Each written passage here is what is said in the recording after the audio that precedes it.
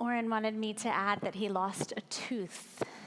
And he lost it last Friday evening, and the tooth fairy didn't come until after Shabbat. So definitely tooth fairies take Shabbat too, in case you were wondering. If you live by the Jewish calendar, or if you have a to-do list that goes by the Jewish calendar, it might look something like this. During the holidays, anything related to Elul, Selichot, Rosh Hashanah, Yom Kippur, Sukkot, and Simchat Torah. After the holidays, everything else. In other words, Tishrei, the first month of the new year, is full of sacred occasions, introspection, holiday preparation, and celebrations.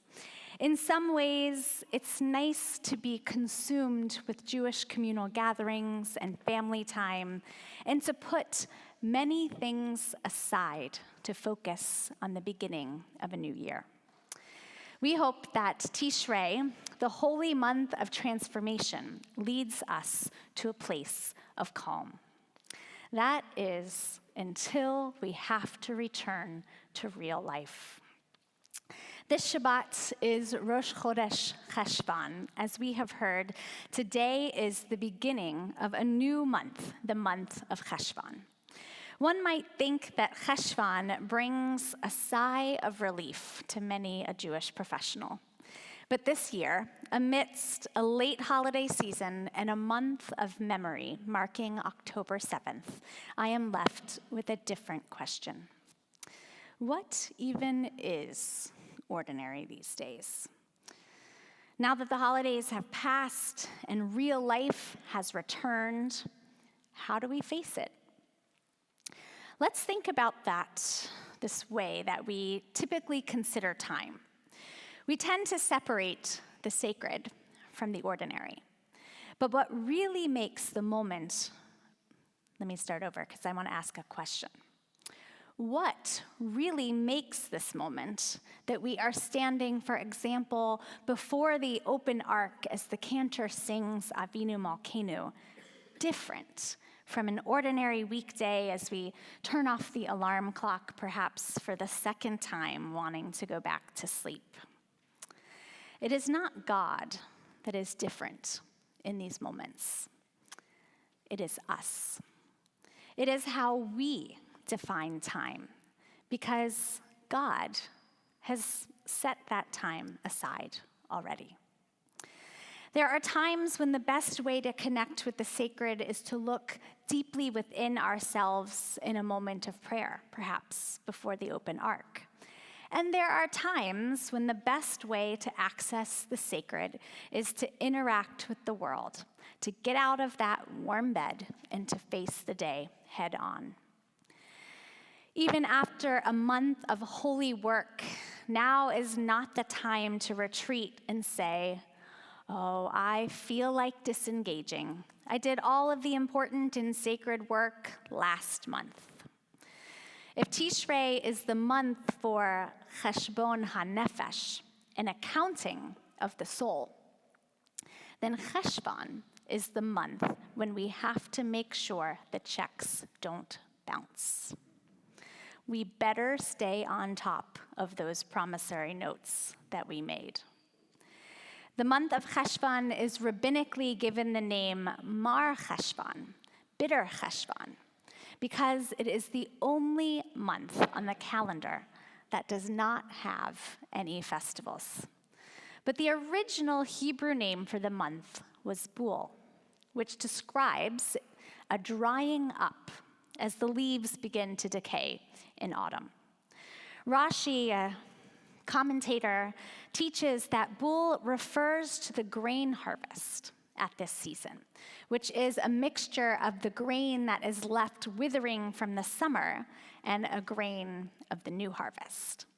The Midrash combines these ideas, saying that this month is the one of the great Mabul, the flood that took place. As we know that This Shabbat coincides with the Torah portion of Noah and the flood. This is also a time in which the first rains appear in the land of Israel. And I actually forgot to check if it has rained yet in the land of Israel. Does anyone know? Does anyone know? We're not sure. Okay, we have to check. But this is typically the time when the rains start to come in Israel.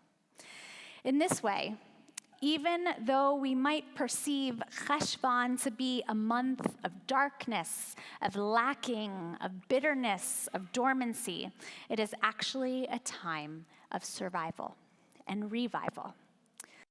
Talmud puts it this way: a rainy day is greater than the day that the Torah was given, greater than the day that the heavens and the earth were created. Rain makes salvation multiply. It tells us that our sins have been forgiven. It affirms that we are blessed. You might have asked the question after the holidays, after October 7th, even as we approach Election Day, so what do we do now? And the answer is, we make it rain. We get to work. We make the choice that we are going to bring the sacred in the most ordinary of days. We make a choice that this is the time to water the spiritual seeds planted in Tishrei. So let's bring on the rain. We certainly need it here in Boston. Let's make a difference in this new month. Let's not sit idly by because the calendar is empty of Jewish observances. Join us for our adult engagement launch this Monday evening. Click on the Caring Connection email that was set at 10 a.m. this morning. Volunteer for a few caring deeds. Make the election calls. Stand up for something that you believe in. Conquer something on your to-do list that you have let be. Have the important conversation. Schedule the much-needed appointment. Take action on the promises that you made to yourself and to others during this High Holy Day season. There might be a reason that the prayer we add to our liturgy this month that we just recited praises the God who morid hagasham, who makes the rains fall. But first, praises a God who mashiv haruach, who makes the wind blow. For the truth is, the way to embrace the ordinary is not to sit still. It's to make a stir and to let it rain. Chodesh Tov, have a good and rainy month. Shabbat Shalom. Shabbat Shalom.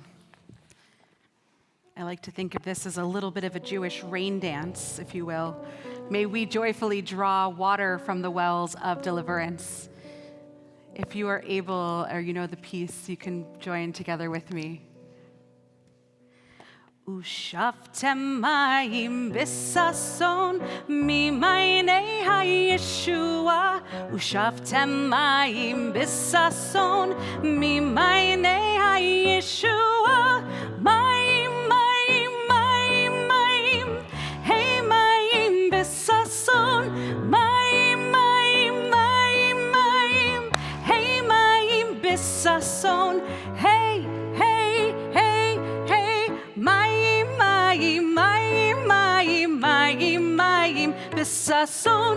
Mayim, mayim, mayim, mayim, mayim, mayim, b'sason.